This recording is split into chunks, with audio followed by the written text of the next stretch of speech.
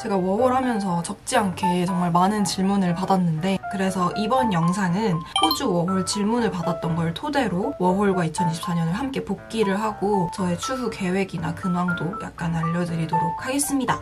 렛츠고! 부모님 설득을 앞두신 분들이 좀 이 영상을 보고 도움이 되셨으면 하는 바람입니다. 농장 추천하시나요? 혹은 컨택 경로 추천 시기가 있는지 궁금합니다. 농장 전혀 추천하는데 이런 분들에게 추천합니다. 한국에서 특히 도시에서 생활을 좀 오래 하셔서 힐링이 필요하신 분들, 머리를 쓰고 사람과 사이에서 갈등을 겪느니 차라리 몸이 힘들겠다 하시는 분들, 상황에 따라 다르겠지만 저 같은 경우는 이제 과수원에서 일을 했기 때문에 진짜 몇만 평짜리의 땅을 보면서 따고 가지치기 하고 막 흙 밟고 이랬으니까 정서적으로는 진짜 힐링이 됐었고, 농장? 전 추천합니다. 농장이 정말 잘 맞으면 1년 동안 지역을 막 돌아다니면서 돈을 막 이렇게 쓸어 모으는 재미가 있다고 하더라고요. 그리고 또 호주는 농장에서 일하면 세컨 비자를 주지 않습니까? 그리고 어떻게 컨택했는지는 제가 농장만 따로 정리해서 올린 영상이 있습니다. 추천 시기는 저는 퍼스 기준으로 10월, 11월쯤 가시면 이제 시즌이 시작될 때예요. 계절이 반대잖아요. 12월, 1월, 2월 이때가 제일 피크인 여름이란 말이에요. 그래서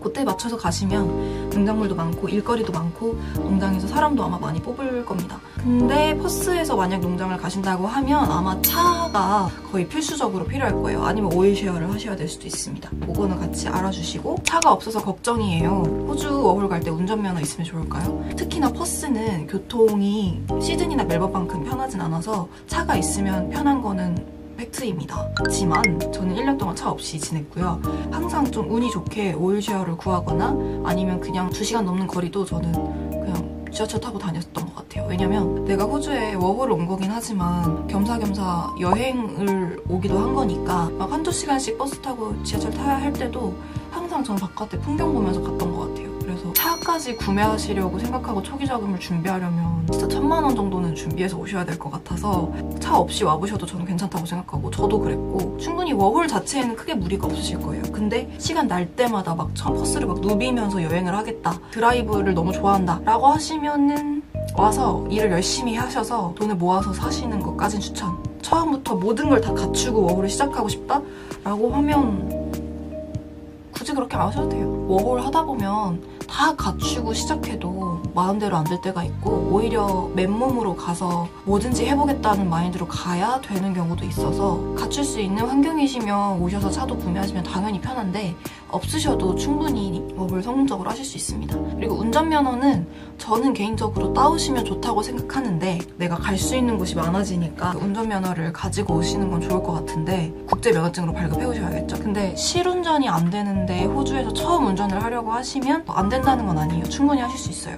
용기가 또 필요한 일이니 한국에서 몇 번 그래도 운전을 실운전 가능한 정도로 하고 오시는 걸 추천해요. 솔직히 멜버른이나 시드니는 교통이 워낙 잘 돼 있어서 차 없으셔도 아마 이것저것 잘 다니실 수 있을 거예요. 근데 그럼에도 호주라는 나라 자체가 차가 있으면 여기저기 갈 수 있는 데가 넓어지는 건 너무 맞기 때문에 준비해서 오실 수 있으면 좋죠. 당연히. 차는 뭐 있으면 좋지만 없어도 20대의 어떤 패기로 그냥 다녀보셔라. 좀 각오만 되어 있으시면 돼요. 하루에 2만 보씩 매일 걸어 다닐 자신 있다. 답변이 왜 차 워홀 하시는 동안 왜 차 구매 안 하셨나요? 능력이 제가 안 됐습니다. 그래서 못 산 겁니다. 정확히는.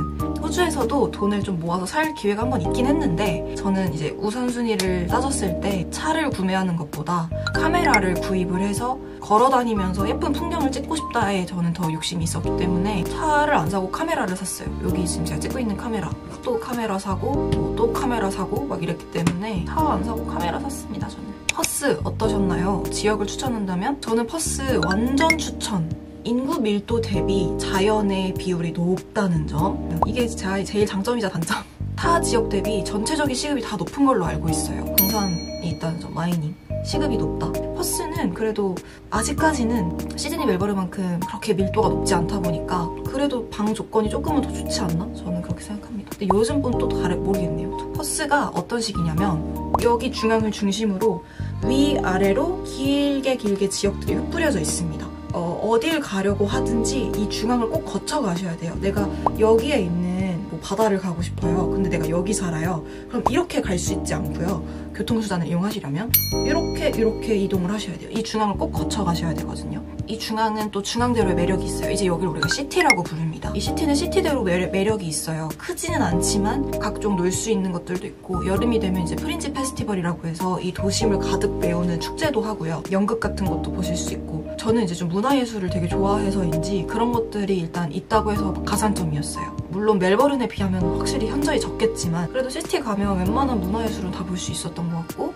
큰 쇼핑몰들도 있고 필요한 거 물론 다 있고요. 여기서 조금 빠져서 나오면 조용하고 사람 없고 다 주택이고, 외곽에도 필요한 쇼핑몰이나 마트 같은 건 다 있습니다. 그리고 퍼스의 매력이라고 할 수 있는 거 마이닝이지 않습니까? 광산업. 저는 또 마이닝에서 또 한 3달 정도 일을 했던 사람으로서 그 높은 시급이 굉장히 매력적이라는 말씀을 드리고 싶어요. 아무튼 퍼스 저는 완전 강력 추천이고, 호주 전체적으로 어떠셨나요? 영주권 도전하실 계획 있으신가요? 호주 너무 좋았고요. 저는 기회만 되면 호주 다시 가고 싶어요. 뭐 공부를 한다든지의 목적으로 해외를 나갈 생각은 또 있는데 영주권까지는 아직은 없습니다. 근데 열려 있어요. 와이낫의 상태입니다. 호주 살 많이 타나요? 많이 탄 것 같으신가요? 저는 사실 제가 그렇게 많이 안 탄 것 같은데, 제가 워낙 선크림을 막 치덕치덕 바르고 다니기도 했고, 근데 많이 탑니다. 네, 많이 타요. 제가 농장에서 일할 때 귓바퀴가 타더라고요. 귓바퀴, 목 뒤가 타는 건 당연하고 이 귓바퀴가 타요. 농장에서 호주 일하실 분들은 귓바퀴에도 선크림 두둑이 바르시는 거 추천. 제가 원래 피부가 진짜 하였었는데, 진짜 21호 막 이랬었는데 호주 갔다 오고 나서 지금 한 23호 정도 되긴 했습니다. 호주 시급 띄워드릴게요. 여기 농장 시급 띠딩, 광산 시급 띠딩. 워낙 물가가 비싸니까 다들 그렇게 막 럭셔리하게 못 드시잖아요, 생각보다 해외살이 하면서. 근데 이때는 좀 럭셔리하게도 먹어보고 되게 좋은 식당도 가보고 좋은 식당은 왜 좋은지도 보고. 근데 저는 물론 이 과정을 다 혼자 했어요. 이제 그래서 더 돈을 아낄 수 있었던 것 같아요. 또 요리하는 걸 좋아하니까 시도해보고 싶었는데 너무 비싸서 못 샀던 식재료들 같은 거 사서 요리도 해보고, 그렇게 좀 돈을 처음에 썼던 것 같아요. 많이 돈이 생겼을 때. 그러면서 제 취향 공부도 많이 하고, 아, 내가 생각보다 이럴 때 더 좋아하는구나, 이거는 생각보다 돈을 아깝다고 생각하는구나, 이런 거를 좀 공부했던 것 같습니다. 그래서 저는 돈을 그렇게 썼던 것 같고, 그 이후에 광산 다녀왔을 때는 또 돈을 조금 한 2주 정도 광산에서 일하고 오면 그걸로는 이제 인도네시아 한 달 여행 가고, 그렇게 돈을 썼습니다. 저는 이것 때문이라도 사실 워홀 와보라고 추천하고 싶어요. 무력도 배울 수 있고, 이걸 잘 건강하게 이 무력을 처리하는 방법도 배울 수 있고, 하다못해 적금이라도 할 수 있으니까 이 돈에 대한 개념을 배우는 데에도 추천합니다. MBTI 어떻게 되시나요? J 빼고는 다 50, 50, 50이에요. J는 항상 90 몇 %로 J가 나와요. 잘 안 믿습니다, MBTI. AB형이에요, 대신에.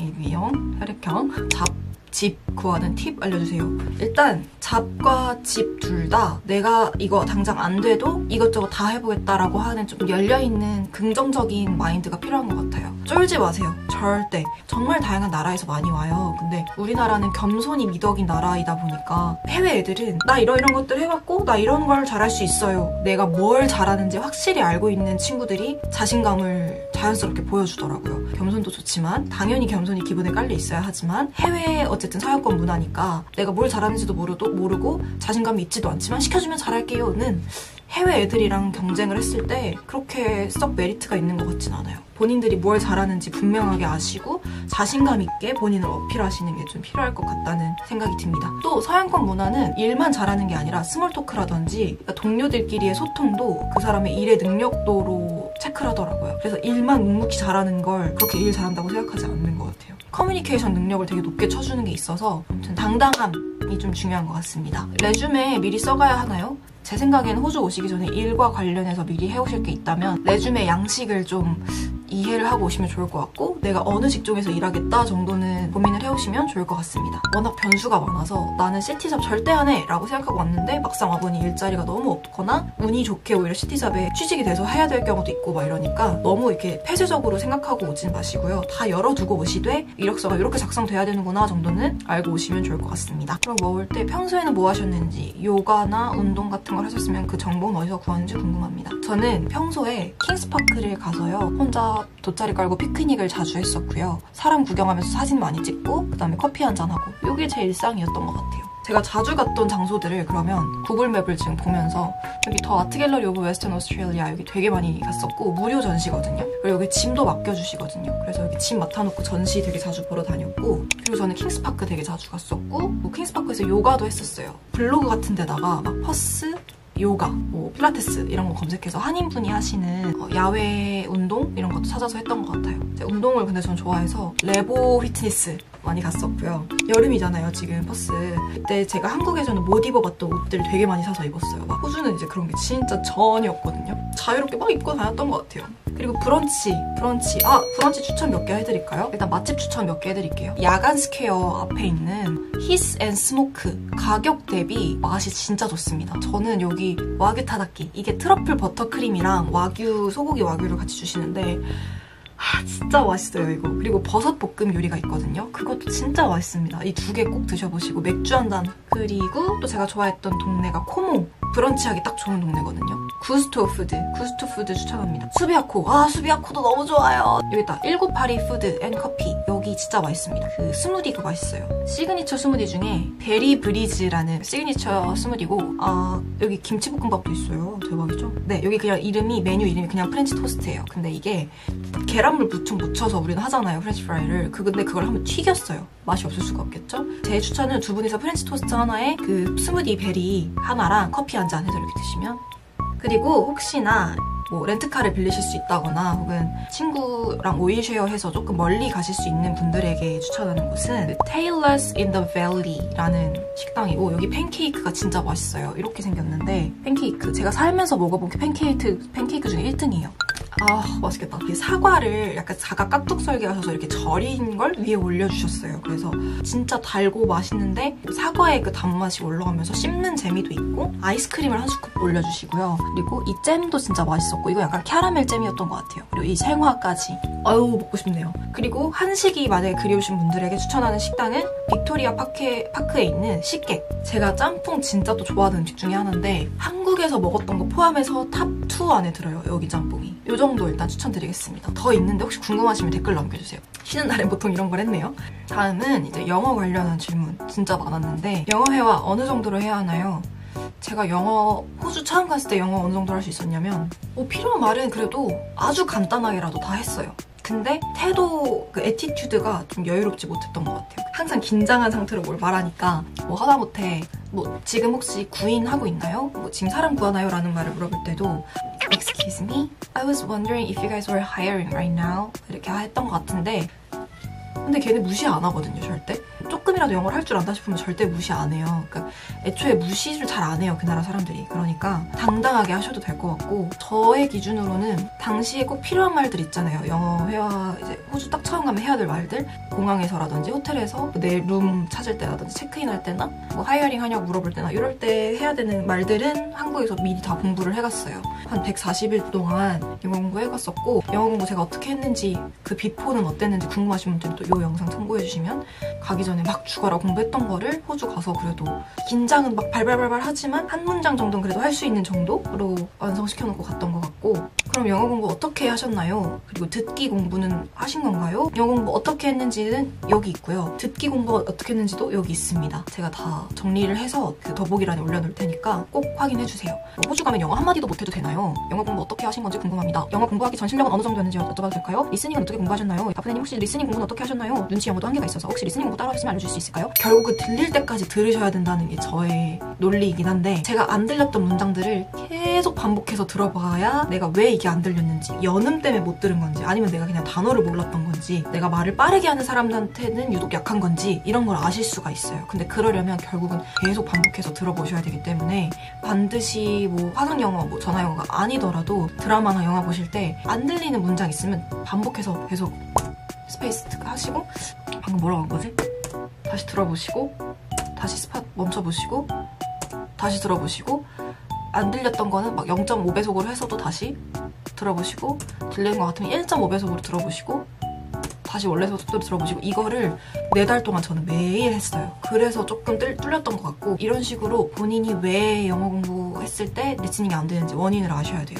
그리고 그거에 따른 공부 방법을 선택하셔서 하시면 됩니다. 근데 보통은 이렇게 스페이스바로 멈춰가면서 들으시면 이거 훈련만 한 3-4달 하시고 빨리 더 들어보시고 심지어 원어민이랑 아웃풋도 매주 한다? 그러면 진짜 일취월장으로 느실 거예요. 그리고 영어 비포 애프터도 역시 영상에서 참고하실 수 있는데 영어가 제 인생에서 들어온 이후의 비포 애프터를 말씀드려볼게요. 저는 제가 영어를 앞으로도 평생 할 거라고 생각도 안 했었는데 영어를 하고 나니까 제일 근본적으로 시급이 올랐습니다. 저는 기회만 되면 제가 더 영어 공부하고 자격증도 따서 앞으로도 더 시급을 올리려는 의향이 있고 제가 하는 공부가 진짜 넓어졌어요. 제가 이제 여기서 밝힐 게 하나 있는 게 영상에서 요즘 새롭게 시도한 영어 공부가 있다. 나중에 말씀드리겠다 했는데 그게 뭐냐면요, 여러분. 제가 영어 번역 공부를 하고 있습니다. 제가 딱 1년 동안 해외 생활을 통해서 일상 언어, 회화 영어에는 많이 익숙해졌지만 제가 꾸준히 제 스스로 점검을 해봤을 때 고급 어휘나 비즈니스 영어에 많이 약하다. 조금 더 사회에 나가기 전에 비즈니스 영어에도 발을 떼고 가고 싶다는 생각이 있었기 때문에 그래서 이 번역 통역 자격증을 목표로 지금 공부를 하고 있고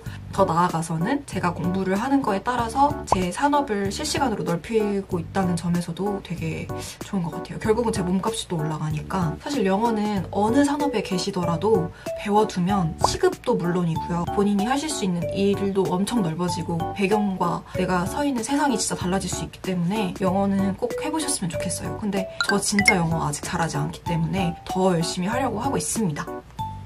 어학원 다니셨나요? 어학원은 안 다녔고 대신에 그 호주에 있을 때 한국인 분들보다는 대신에 이제 외국인 친구들이랑 대화를 더 많이 하려고 노력했어요. 근데 어학원도 추천하시는 분들 주변에서 많이 봤어요. 어학원 가면 아무래도 호주에 딱 처음 혼자 떨어졌을 때 진짜 뭐 체계가 없고 친구도 없고 아무것도 없는데 그때 어학원을 가면 친구도 사귈 수 있고 여러 좋은 정보도 얻을 수 있고 영어 공부도 할 수 있으니까 추천하시는 분들은 많이 주변에서 봤던 것 같아요. 근데 저는 초기 자금이 딱 전 500만 원 들고 갔었는데 500만 원 내에서 다 하기엔 좀 무리가 있다고 생각해서 어학원을 포기했던 것 같습니다. 마지막으로 초기 자금 얘기가 나와서 초기 자금 조금만 언급하고 할게요.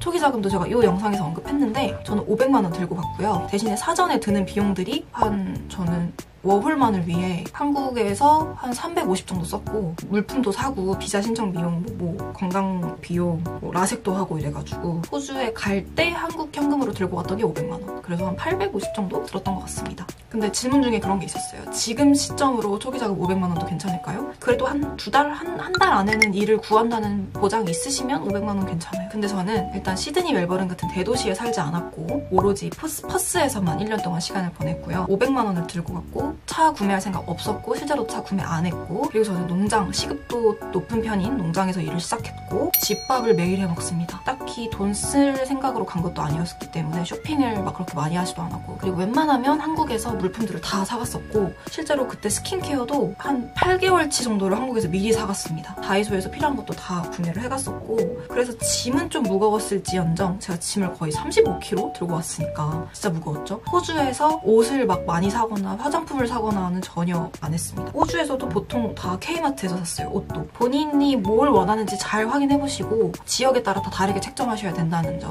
꼭 감안해주세요. 다음은 영상 관련해서 영상 편집 뭘로 어떻게 하시나요? 그리고 카메라 뭐 사용하시나요? 편집은 얼마나 공부하셨나요? 카메라는 지금 캐논 EOS M50 마크2 발리 갔을 때 그리고 광산 갔을 때는 이 카메라 샀습니다. 오즈모의 액션캠 4 시리즈 사서 썼고 휴대폰도 많이 씁니다. 휴대폰은 갤럭시 S22예요. 근데 요즘에 아이폰으로 바꿔야 되나 고민하고 있어요. 브이로그러가 되다 보니까 아이폰이 확실히 잘 나오더라고요.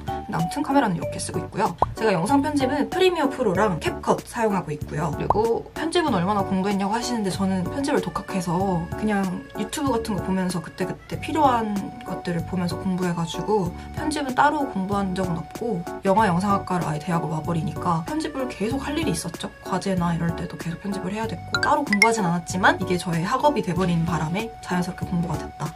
대학을 졸업하고 가셨나요? 휴학 추천하시나요? 대학 졸업하지 않고 갔고요. 저는 3학년까지 하고 휴학을 2년을 했는데 휴학하고 처음에는 8월, 9월까지는 계속 알바만 했었고 일하는 시간을 확 늘려서 돈을 많이 모았었던 것 같아요. 한 달에 막 200만 원씩 적금을 4달 동안 해서 800, 900 정도를 제가 다 모아가지고 그 돈으로 다 워홀 준비하고 초기 자금 했던 것 같아요. 그때 그렇게 돈 확 벌고 10월에 냉큼 워홀을 떠나버렸죠. 그래서 또 한국 오자마자 또 바로 전시도 열었고, 그리고 지금 이제 복학하기 직전까지는 영어 자격증 따려고 하고 있잖아요. 저는 휴학을 매우 추천합니다. 왜냐면 우리가 12년 넘게 학교가 시간표를 짜주고, 그러고 나면 대학 가서 또 대학교 시간표대로 살고, 대학 졸업하면 또 이제 직장의 스케줄대로 살잖아요. 우리가 언제 살면서 내가 내 스스로의 시간을 다 시간표를 짜서 살아보지?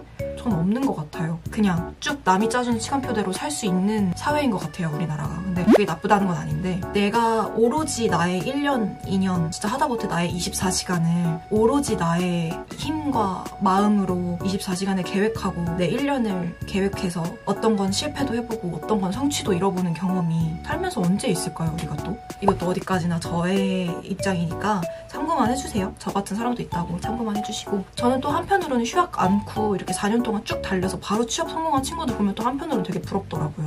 되게 안정감이 들 테니까. 근데 또 그렇게 한 친구들을 최근에 또 몇 명 만났는데, 그 친구들은 또 제가 부럽대요. 그러니까 이게 서로가 가지지 못한 걸 계속 평생 부러워하면서 사는 것 같아요. 그런 삶도 있는 거고 이런 삶도 있는 거니까 그 중간에서 잘 선택을 하시면 좋을 것 같고, 마지막으로 워홀하기 전, 후의 변화가 궁금합니다. 마음가짐이나 삶의 방식 등 사소한 것들. 이거는 제 영상을 만약에 꾸준히 보신 분들이라면 항상 영상 찍을 때마다 말을 해서 아실 텐데, 그냥 정리하자면 삶에 대한 자신감, 그리고 내일이 즐거울 거라는 기대감 상승. 이게 저도 가끔 안 믿기는 게 비행기로 출퇴근하면서 막 인종차별도 당했지만 꿋꿋하게 할 말 다 하면서 일도 해봤는데 내가 한국 돌아와서 뭔들 못 해보겠어. 다 해보자. 실패해도 해보자. 약간 이런 마음가짐이 생겨서 삶을 대할 때 그 태도에 있어서 꿈을 더 크게 꾸게 되는 것 같아요. 적어도 이건 이래서 안 될 것 같은데, 이건 사람들이 나 이렇게 생각해서 안 될 것 같고, 이건 이래서 좀 부끄러운데, 이런 생각은 싹 사라졌어요. 그냥 하고 싶어? 해봐. 되게 만들어. 안 되는데도 배움이 있을 거야. 약간 이런 게 좀 생긴 것 같고,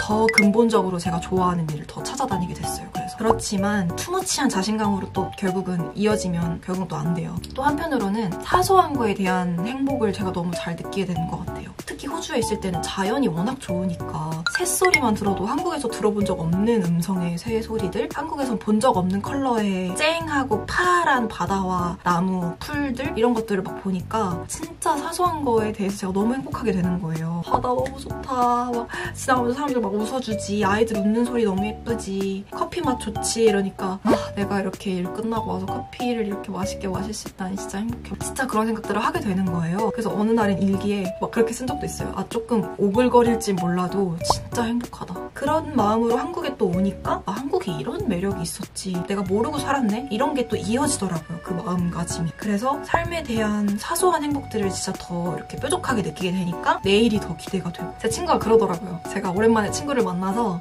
이렇게 얘기를 하니까 너 되게 더 디즈니 사람 같아졌다 이러더라고요. 근데 좀 그렇게 바뀌어서 온 것 같아요, 저도. 근데 그게 사실은 제가 그토록 그리워하고 찾고 싶었던 저의 내면의 아이였고, 그거를 좀 이렇게 꺼내서 올 수 있는 1년이었던 것 같습니다.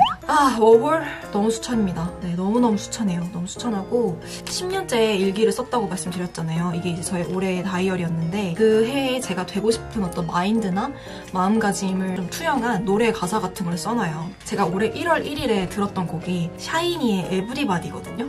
이 노래 아시는 분들은 1월 1일에 이 노래를 들었다고 하실 거예요. 샤이니 노래 가사 중에 이런 가사가 있어요. 한 번쯤 철없이 굴고 싶었을걸, 네 가슴 안에 사는 너를 닮은 그 애처럼, 이라는 가사가 있는데, 제가 기억하는 정말 어릴 때의 저는 진짜 말괄량이 소녀 그 자체였거든요. 그런 모습을 했었는데 제가 중학생이 되면서 되게 소심해졌고, 또 대학교에 와서는 되게 더 삶에 대한 의지와 이런 걸 다 잃었었단 말이에요. 편집을 기계처럼 하고 있는데 그 순간 내가 어쩌다 이렇게 무미건조한 사람이 됐지? 라는 생각이 드는 거예요. 어릴 때 저는 되게 우리나라 애니메이션 자두 아시죠? 안녕자두요. 그 자두 같은 애였는데 나는 되게 2024년에는 내면에 그렇게 철없이 살고 싶어하는 그걸 다시 끄집어내보자 하는 게 저의 24년 목표였어요. 이 자두를 세상에 내어보자 하는 게 저의 올 한 해 목표였고, 그럴 수 있었던 것 같아요. 저를 닮은 그 애처럼 한 번쯤 눈치 안 보고 철없이 살 수 있었던 그런 24년이었던 것 같아요. 하고 싶은 거 다 했어요, 저는 진짜 24년에. 워홀 갔을 때. 덕분에 취미도 많이 생겼고, 커피도 맛볼 줄 알게 됐고, 서핑도 하고, 스카이다이빙도 하고, 여행 유튜브도 찍고, 제가 언제 이렇게 남 눈치 안 보고 살 수 있겠나, 이런 마음으로 하고 싶었던 걸 다 했던 것 같습니다. 그리고 최근에 제가 성덕이 됐어요. 짜잔! 이게 여러분 뭐냐면 만화가이신 이빈 작가님이 에세이를 내셨다고 하시는 거예요. 그래서 사야지 하고 있었어요. 제가 또 평소에 이빈 작가님 인스타그램 팔로우하고 있는데 마침 댓글 이벤트를 하시는 거예요. 그래서 냉큼 했는데 제가 됐어요. 그래가지고 작가님 에세이도 받았어요. 그리고 사인도 올해가 가기 전에 크리스마스 선물로 딱 26일에 받았어요. 성덕도 됐답니다. 이제 아무튼 워홀이라는 확실한 컨텐츠가 끝나서 이제 볼 이유가 없어졌다고 생각하실까봐 제가 꾸준히 그래도 영어 관련해서도 올리고 할 테니까 봐주시면 좋겠습니다. 여러분 새해 복 많이 받으시고요. 연말 연시가 좀 따뜻해야 되는데 요즘은 참 좀 추운 것 같아요. 많은 분들이 따뜻하게 옷 입으시고 원하시는 바 끝까지 쫓아가셔서 성취하는 한 해가 되셨으면 좋겠습니다. 25년에는 원하는 거 모두 이루시고 아프지 마시고 항상 건강하시고 따뜻한 한 해가 되시길 바라겠습니다. 감사합니다. 행복하십시오. 저희 행복합시다. 행복해야 돼요. 행복해야 돼. 사는 게 뭐 별건가요? 좋아하는 거 하면서 행복하게 살면 최고지. 바로 편집을 해보겠습니다. 여러분 행복하십시오.